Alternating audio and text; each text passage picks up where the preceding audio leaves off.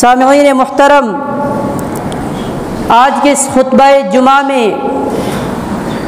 میں نے جس موضوع کا انتخاب کیا ہے، جس موضوع کو لے کر آپ کے سامنے روبرو کھڑا ہوں، وہ ہے اولاد کی تربیت میں والدین کا کردار۔ سامعین محترم، اللہ رب العالمین نے ہم تمام مسلمانوں کو بہت سے فرائض سونپ کر انہیں ادا کرنے کا حکم دیا۔ انہی میں سے ایک فریضہ، ایک اہم ذمہ داری اولاد کی تربیت بھی ہے، کیونکہ تربیت ہی سے انسان بلند مقام کو پہنچتا ہے،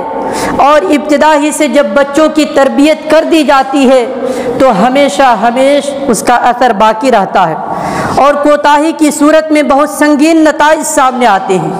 اسی لیے اسلام نے ماں باپ کو مربی کی حیثیت سے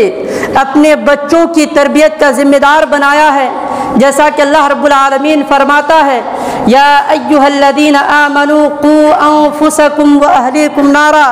اے ایمان والو تم اپنے آپ کو اور اپنے گھر والوں کو اس آگ سے بچاؤ جس کا ایندھن انسان اور پتھر ہے، وقودھا الناس والحجارہ، جس کا ایندھن انسان اور پتھر ہے، علیہا ملائکۃ غلاد شداد لا یعصون اللہ ما امرہم ویفعلون ما یؤمرون، جس پر سخت دل مضبوط فرشتے مقرر ہیں، جنہیں جو حکم دیا جاتا ہے اس کی نافرمانی نہیں کرتے، بلکہ جو حکم دیا جائے اسے بجا لاتے ہیں۔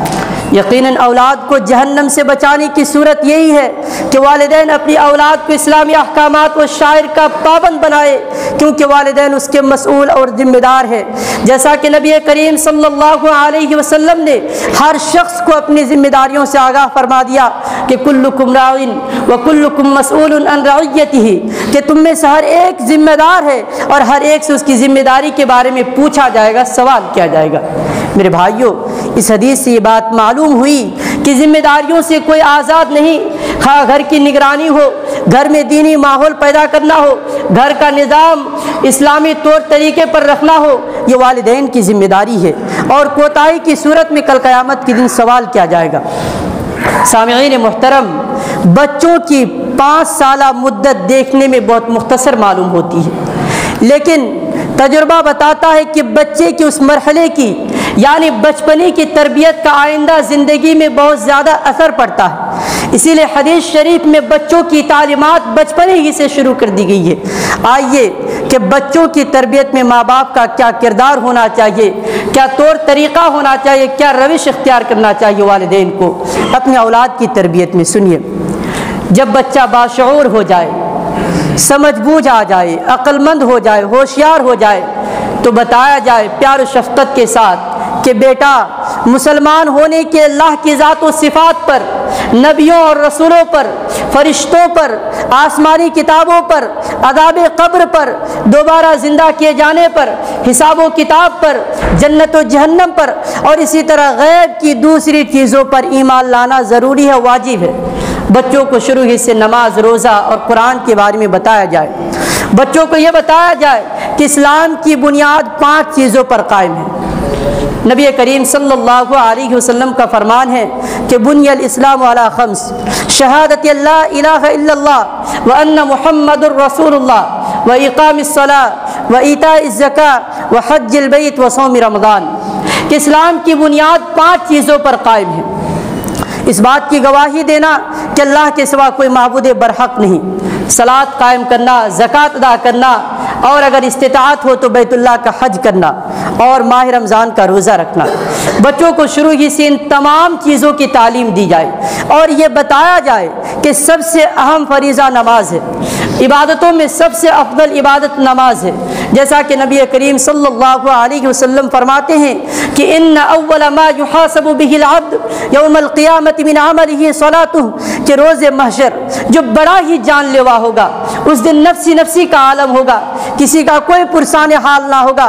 اس دن سب ایک دوسرے سے بھاگ رہے ہوں گے، ایک خاندان دوسرے خاندان سے بھاگ رہے ہوں گے، باپ بیٹا سے بھاگ رہا ہوگا، بیٹا باپ سے بھاگ رہا ہوگا، ماں بیٹی سے بھاگ رہی ہوگی، بیٹی ماں سے بھاگ رہی ہوں گی، یعنی ہر کوئی ایک دوسرے سے بھاگ رہے ہوں گے، کوئی کسی کا کام نہیں آئے گا، کوئی کسی کے لیے سفارش نہیں کرے گا۔ اس دن سب سے پہلے عبادتوں میں اللہ رب العالمین نماز کے بارے میں پوچھے گا، سوال کرے گا۔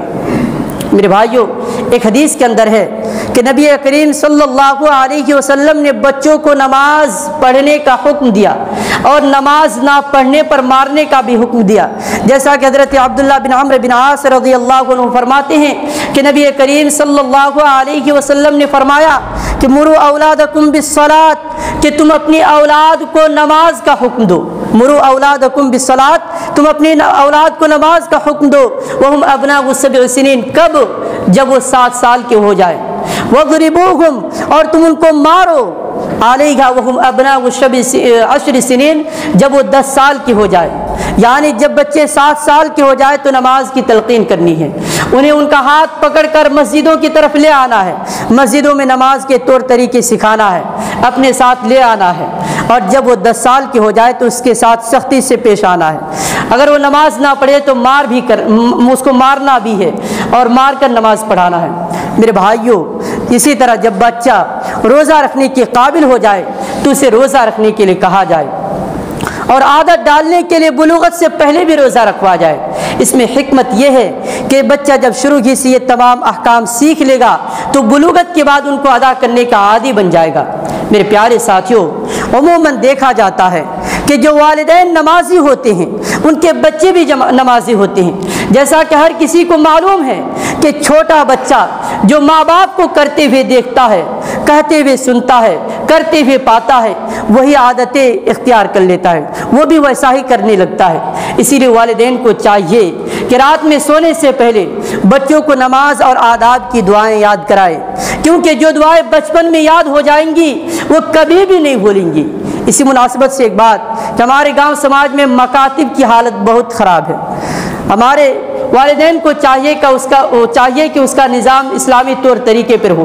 ایسے استاد کو وہاں پر مقرر کرے جو قرآن و حدیث کو صحیح مخارج کے ساتھ پڑھتے ہوں۔ وہ غلط مخرج کے ساتھ بچوں کو سکھا دیتے ہیں، پھر وہ بچے بھول نہ پاتے ہیں، وہ غلط ہی کو وہ رٹتے ہیں اور اسی کو ادا کرتے ہیں۔ اس لیے چاہیے کہ کسی اچھے استاد کو مقرر کرے جو قرآن و حدیث کو صحیح مخرج کے ساتھ پڑھتے ہوں۔ والدین کو چاہیے کہ صبح سویرے اٹھے۔ بعض والدین کو دیکھا جاتا ہے کہ دن نکلنے تک سوتے رہتے ہیں، اٹھنے کے بعد نماز، روزہ اور قرآن کی تلاوت سے کوئی مطلب نہیں۔ ظاہر ہے دیر سے اٹھنا، اسلامی آداب کی رعایت نہ کرنا اور اس جیسے بہت سے امور بچوں کے اخلاق پر برا اثر ڈالتے ہیں۔ جیسا کہ میں نے ابھی ذکر کیا کہ چھوٹا بچہ جو ماں باپ کو کرتے ہوئے پاتا ہے وہی عادت اختیار کر لیتا ہے۔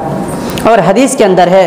کہ ہر بچہ فطری طور پر توحید و ایمان، طہارت و پاکیزگی پر پیدا ہوتا ہے، لیکن پیدائش کے بعد گھر اور ماحول کے اثر سے متاثر ہو کر غلط راہ پر پڑ جاتا ہے۔ نبی کریم صلی اللہ علیہ وسلم کا فرمان ہے کہ کل مولود یولد علی الفطرۃ فابواہ یہودانہ او ینصرانہ او یمجسانہ، کہ ہر بچہ فطرت سلیمہ پر پیدا ہوتا ہے، پھر اس کے والدین اسے یہودی بنا دیتے ہیں یا عیسائی بنا دیتے ہیں یا مجوسی بنا دیتے ہیں، یعنی بچے جیسا جیسا ماحول پاتے اسی ماحول میں ڈھل جاتے ہیں۔ اب ذرا غور کریں کہ ہمارے کچھ والدین اپنے بچوں کو غیر مسلموں کے اسکولوں میں تعلیم دلواتے ہیں، ابتدائی درجات کے بچے ہیں اور غیر مسلموں کے اسکولوں میں تعلیم دلواتے ہیں، اور وہاں بچے ہندو، سکھ، کرسچن اور یہودی اساتذہ سے تعلیم حاصل کرتے ہیں۔ آپ اس کا فیصلہ کیجئے کہ چھوٹا بچہ، ابتدائی درجہ کا بچہ، وہ وہاں عیسائیت، ہندویت یا یہودیت کے اثرات قبول کریں گے یا نہیں؟ اگر ہم اپنے بچوں کو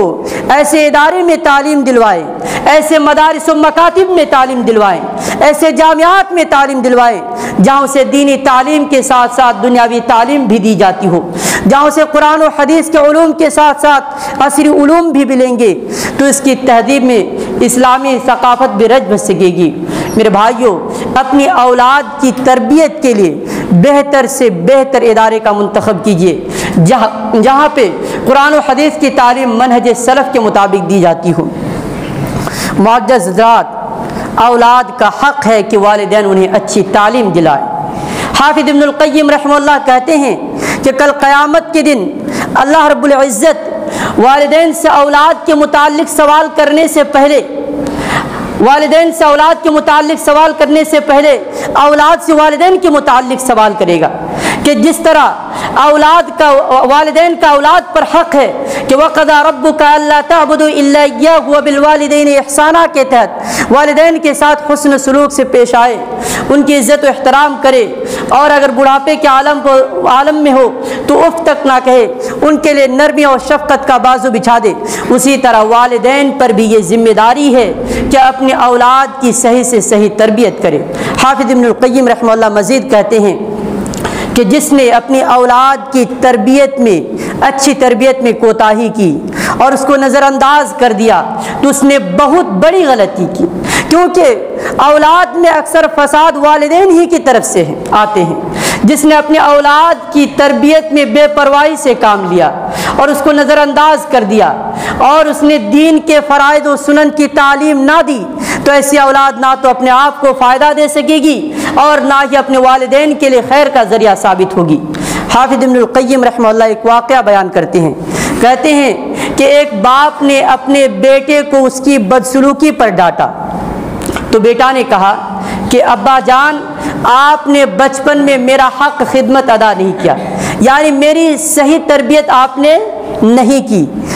تو میں نے بڑے ہو کر آپ کی نافرمانی کی۔ آپ نے بچپن میں مجھے ضائع و برباد کیا تو میں آپ کو بڑھاپے کے عالم میں ضائع و برباد کر رہا ہوں۔ میرے بھائیوں، اس واقعے سے معلوم ہوتا ہے کہ جہاں تک ہو سکے اپنے بچوں کی صحیح اسلامی خطوط پر تربیت کرنی چاہیے،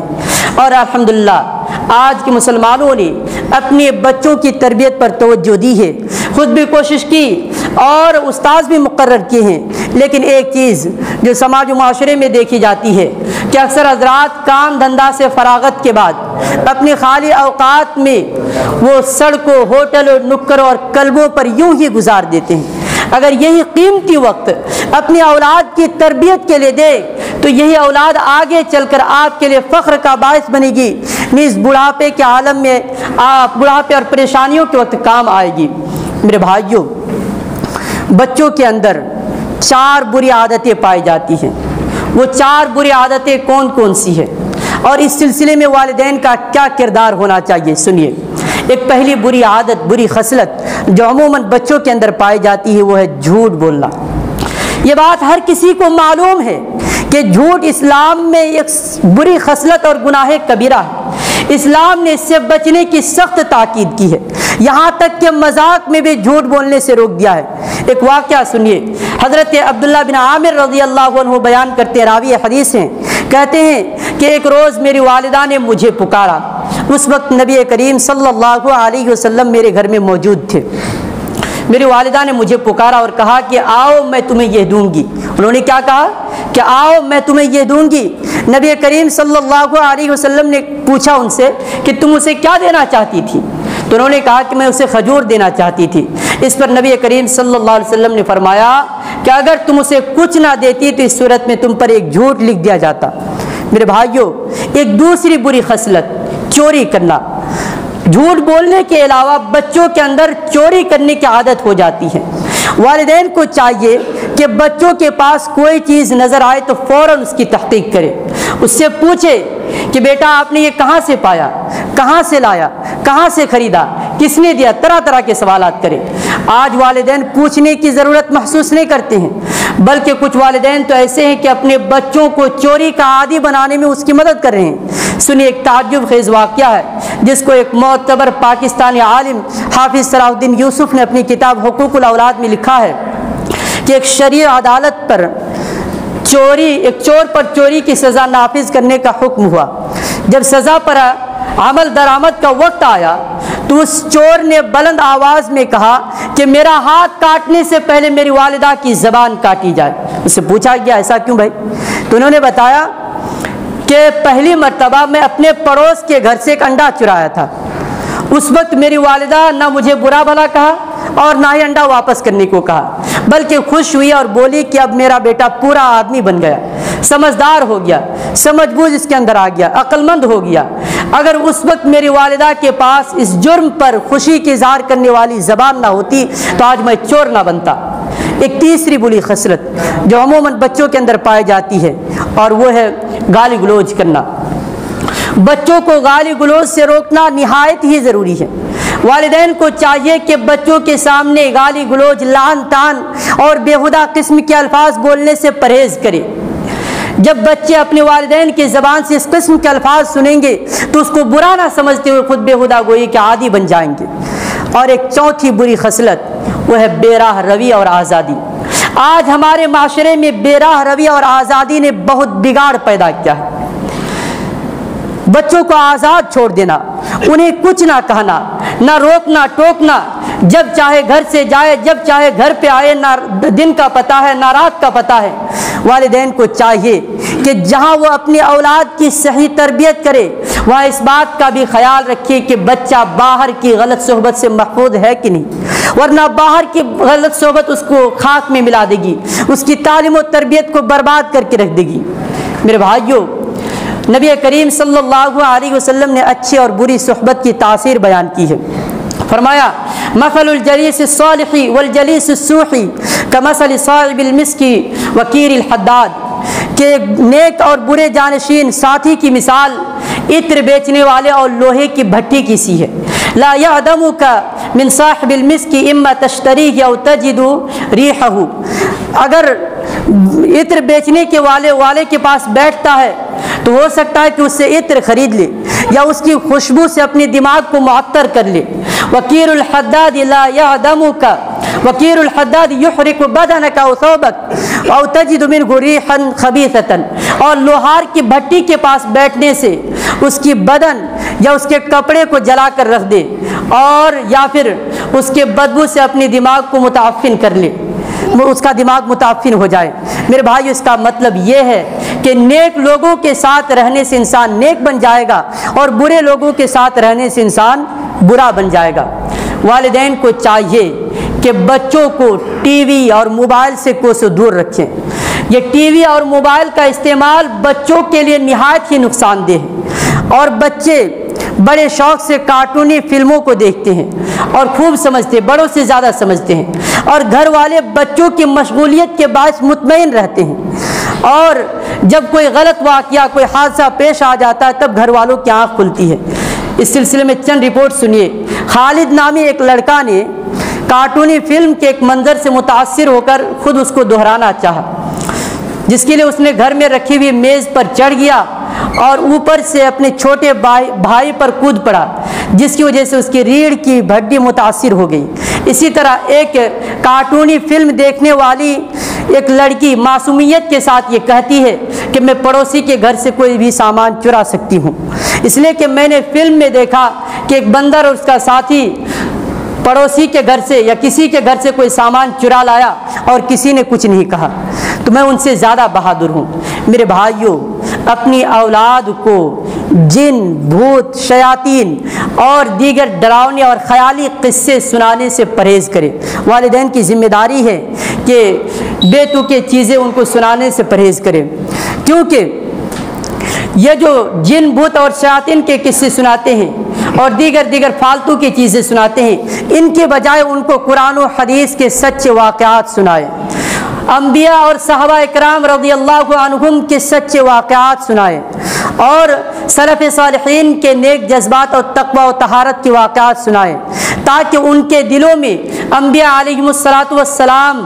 اور نیک لوگوں سے عقیدت و محبت پیدا ہو، اور ان کے دلوں میں ان کی طرح نیک بننے کا جذبہ پیدا ہو۔ والدین کو چاہیے کہ اپنی اولاد کی